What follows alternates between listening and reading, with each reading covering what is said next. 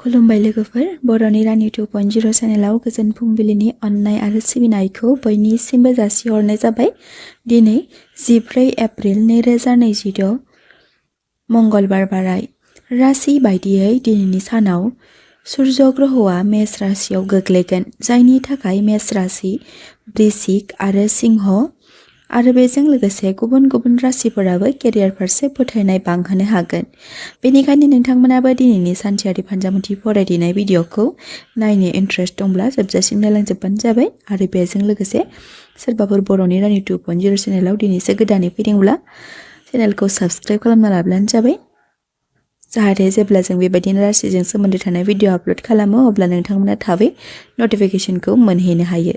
फै बिदिब्ला दानिया मिन्थिना लादोनि मोनजिनै राशिफ्रा दिनैनि सानाव बोरै बारलांगोन बेनि सोमोन्दै। गिबि राशि महरै मेष राशि। फिसाफोरखौ लाना एसे एनै असान्ति मोनखांनो हागौ। हरखाबै थिरांथा लायोब्ला नुकसानबो सहायनो गोनां जानो हागौ। दिनैनि मोनफ्रोमबो आगानखौ सोलो आरो बोलोजों आवगायलांनाया मोजां।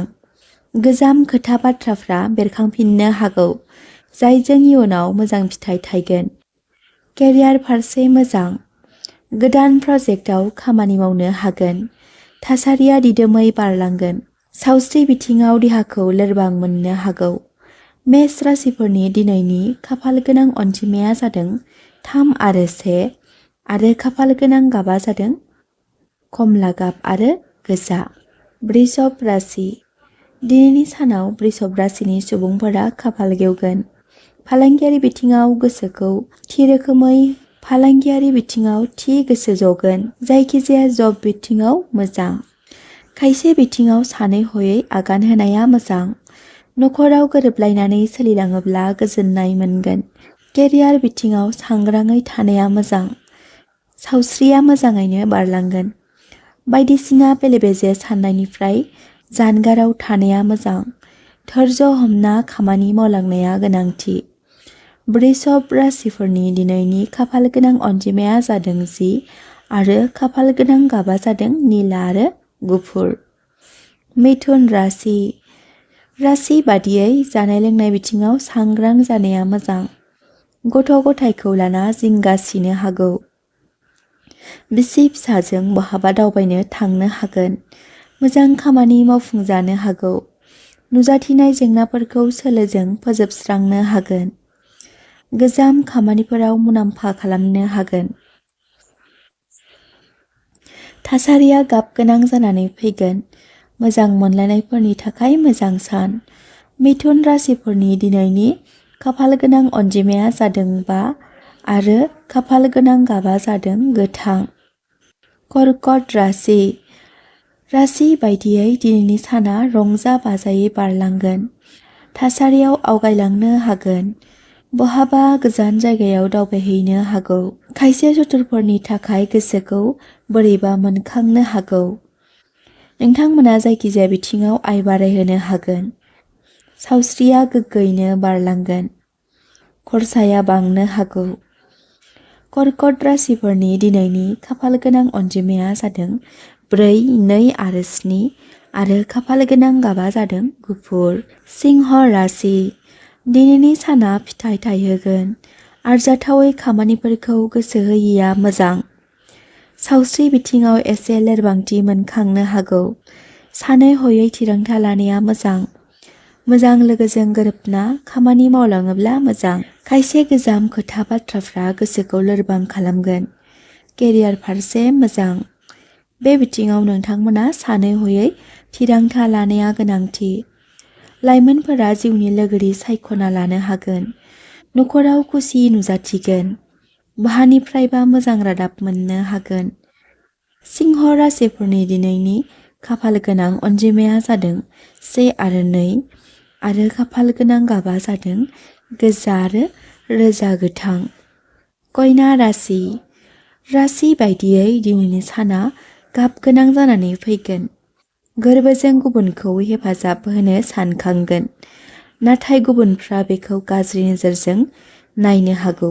फरायसाफोरा सोलोंथाइ फारसे गोसो होनाया गोनांथि। गोजाम लोगोजों लोगो मोनलायनो हागौ। गुबुनाव रां दाहार लानो गोनांबो जानो हागौ। सावस्रि बिथिङाव सांग्रां जानाया मोजां। रिलेशनशिपआव सम हगारहरिया मोजां। नखराव आलासि फैनो हागौ। कन्या राशिफोरनि दिनैनि खाफाल गोनां अनजिमाया जादों 5 आरो 4 आरो खाफाल गोनां गाबा जादों गोथां। तुला राशि बायदियै दिनैनि साना नोंथांमोननि जिउआव खुसि लाबोनो हागौ। खामानि फारसे गोसो होनाया गोनांथि। नोंथांनि हान्थिनाय लामायाव सोरबा हेंथा होनो हागौ। जिउनि लोगोजों गोरोबलायनानै फैबाय थानाय इयुन जिउनि थाखाय बिथांखि लानो हागोन। राशि बायदियै धोन बांहोनो हागोन। केरियार बिथिङाव राफोद महर होनो हागोन। नखराव अनज्लायनाय फैगोन। तुला राशिफोरनि दिनैनि खाफाल गोनां अनजिमाया जादों 9, 8 आरो 6 आरो खाफाल गोनां गाबा जादों फान्थाव गाब आरो गलाब। वृश्चिक राशि बायदियै थासारिया गाब गोनां जागोन। फालांगियारि बिथिङाव मोजां डिल मोननो हागोन। मेगननि जेंना नुजाथिनो हागौ। बे बिथिङाव फाहामथायसालियाव फोरमायथिनाया गोनांथि। जिउनि लोगोजों गोरोन्थि बुजिलायनो हागौ। केरियार फारसे आवगायलांनो हागोन। नखराव मानिबा नारसिनथाया साग्लोबसारनो हागौ। सासेया सासेनि खोथा खोनासंनाया गोनांथि। वृश्चिक राशिफोरनि दिनैनि खाफाल गोनां अनजिमाया जादों 3, 9 आरो 1 आरो खाफाल गोनां गाबा जादों गोजा आरो गलाब। धनु राशि बायदियै सोरखौबा मदद खालामनो गोसो दुंगोन। खरसा बांनायनि थाखाय जेंना नुजाथिनो हागौ। मोजां सुबुंफोरनि मदद मोननो हागोन। गुबुननि खोथा लाना गोरोन्थि खामानि मावनायनि सिगां जानगाराव थानाया मोजां। गोदान खामानि मावफुंनो हागोन। गथ' गथायनि थाखाय माबा मोनसे थिरांथा लानो हागौ। थाबथानानै थानाय खामानिफोरा जाफुंसारगोन। धनु राशिफोरनि दिनैनि खाफाल गोनां अनजिमाया जादों 3 आरो खाफाल गोनां गाबा जादों गोमो। मकर राशि बायदियै दिनैनि साना नोंथांमोननि थाखाय गाब गोनां जानो हागौ। नखरनि सोद्रोमाजों मानिबा थाखाय एना एनि नुजाथिनो हागौ। गोदान सोमोन्दो बांगोन। सिनस्रि सानायनि जेंना नुजाथिनो हागौ। धोननि बेलायाव सांग्रां जानाया मोजां। केरियार फारसे मोजां। रिलेशनशिपआव गोरोन्थि बुजिलायनो हागौ।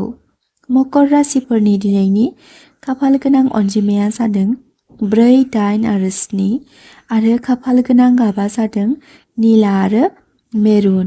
कुम्भ राशि बायदियै दिनैनि सानाव मुलाम्फा खालामनो हागोन।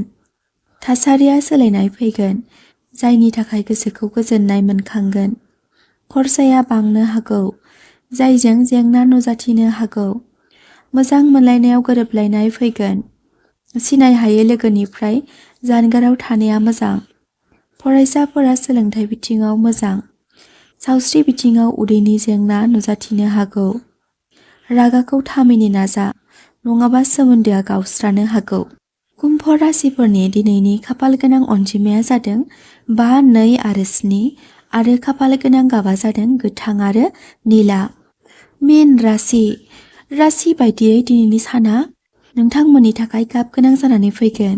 सोमोन्दो फारसे राफोद महर होनाया मोजां। राशि बायदियै दिनैनि सानाव नोंथांमोना गोदान खामानि मावनो लानाया मोजां नङा। सावस्रि फारसे जेंना नुजाथिनो हागौ। खामानि फारसे गोसो होनो हानाय नङा। रिलेशनशिपआव दावराव दावसि नुजाथिनो हागौ। बिसि फिसायनि अनज्लायनाय सोमजिगोन। फालांगियारि बिथिङाव जेबो थिरांथा लायिया मोजां नङाब्ला जेंना नुजाथिनो हागौ।